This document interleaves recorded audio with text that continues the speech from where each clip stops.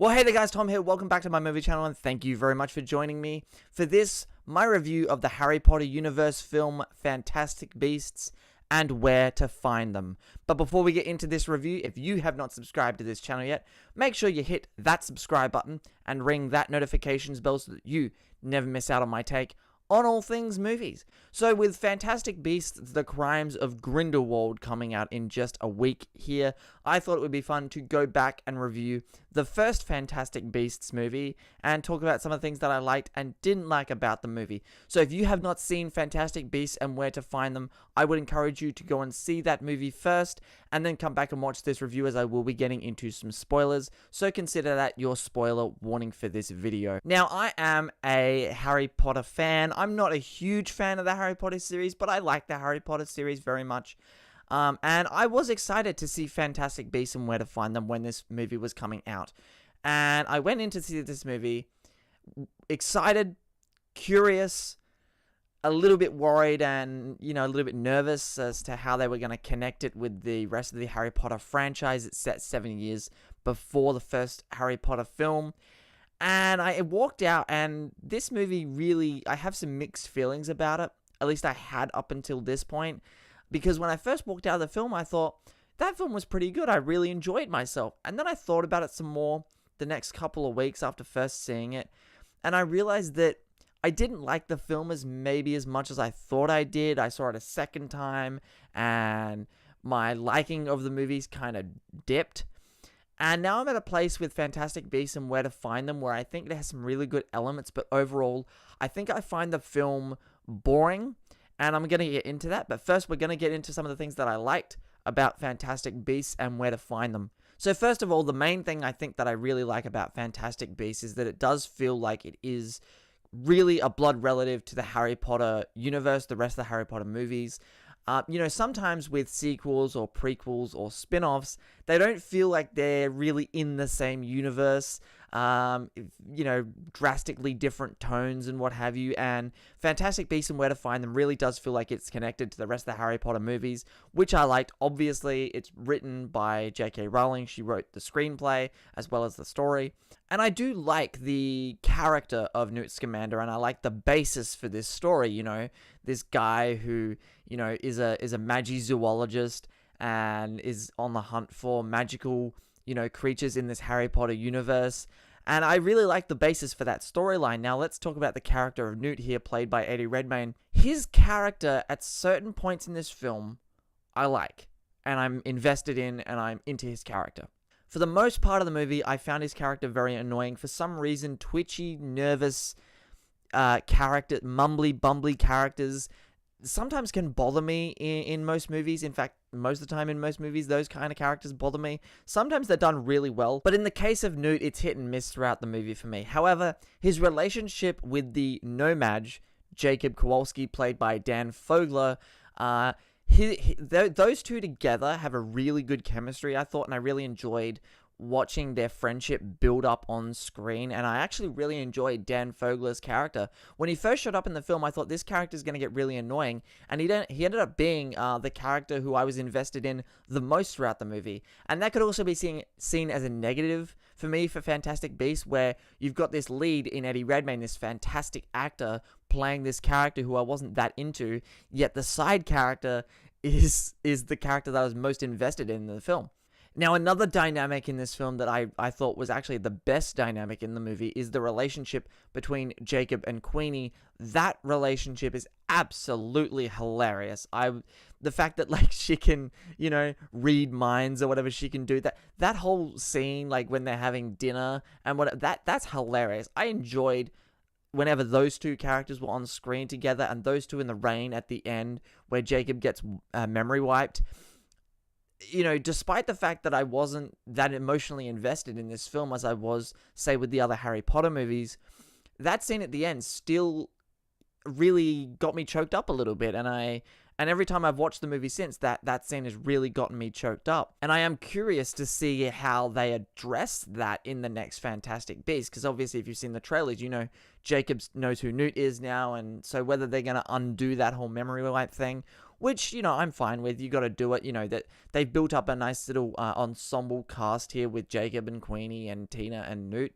So, you have to bring them back for the sequel. I'm really curious to see how they explain that. Okay, let's get into Colin Farrell's character here. Now, Colin Farrell is an actor I really, really like. And him in this movie, I was really digging his character. Absolutely really digging his character. And then, at a certain point in the film, I realized, oh, okay, he's going to turn into Johnny Depp, or he is Grindelwald in some fashion. And it turned out at the end that he was Johnny Depp, and he was actually Grindelwald in disguise. Now, this is a perfect segue, of course, to talk about Johnny Depp as Grindelwald in this movie. So, here's the thing. I am a Johnny Depp fan, but I'm also kind of sick of Johnny Depp. I think Johnny Depp is a really talented actor when he's giving 110%. The problem I have with Johnny Depp is that after Captain Jack Sparrow, it seemed like every character he was doing was just like a degenerate version of Captain Jack, and it felt like the same shtick over and over and over again. A bit like Adam Sandler for me, where I just gave up on Adam Sandler movies because he's the same guy all the time in every movie, and the shtick just gets annoying and wears off. But I think because I like the Colin Farrell character so much, and I like Colin Farrell as an actor so much, that when he turned into Johnny Depp at the end, I was kind of like, well, what does this mean now for Colin Farrell? He's not coming back, obviously. Now, yeah, Johnny Depp only had 1 or 2 lines at the end. It wasn't so much, I think, the fact that I'm kind of jumping off the Johnny Depp train. It was more that, probably not going to see Colin Farrell back in this movie again. That was something that was really disappointing. I am interested to see Johnny Depp in The Crimes of Grindelwald because I'm really hoping he can get me on board with him as this character. Now, look, this movie is not perfect, and it's a movie that I think overall, as I said in the beginning, I find this movie largely boring. And I think part of the reason for that is this movie has some major pacing issues. I feel like there are some certain subplots in the film that didn't really make much sense to me. Maybe, it's just me being an idiot and I'm just clearly haven't paid that much attention. So maybe some of you who are real Potterheads can correct me. I know I've got a friend who's a major Potterhead and she doesn't understand my gripes either. But the whole Ezra Miller's character storyline, I wasn't into. I wasn't digging that. And I also wasn't digging a lot of the other subplots in the film. The movie is called Fantastic Beasts and Where to Find Them. And there's that whole scene in the middle of the movie where Eddie Redmayne loses all the creatures and he's got to go and find them. That scene should have been really cool and really fun. And I just found that scene just to be overly silly, very goofy. And I was just kind of like, okay, can we just get back to something else now, please? I wasn't invested in that, and a lot of the creatures, the CGI on them didn't look as good as they should have for a movie with a budget this big, and a movie that's connected to the Harry Potter world, and the Harry Potter movies have some fantastic CGI, and this movie just kind of let me down in the CGI department.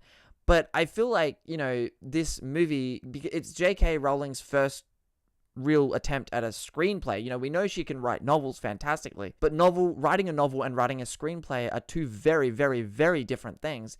And her first attempt at writing a screenplay, I feel like you can tell that it's a first-time screenplay writer because of the pacing issues. And I feel like this movie had too many sort of subplots sort of shoved into it. And I feel like if we just sort of if the movie had focused up on Newt and Jacob going after these beasts and they stumble, if it just focused on that would have been great. You can still do the Grindelwald thing at the end. That's okay. But the Ezra Miller storyline, I wasn't into at all.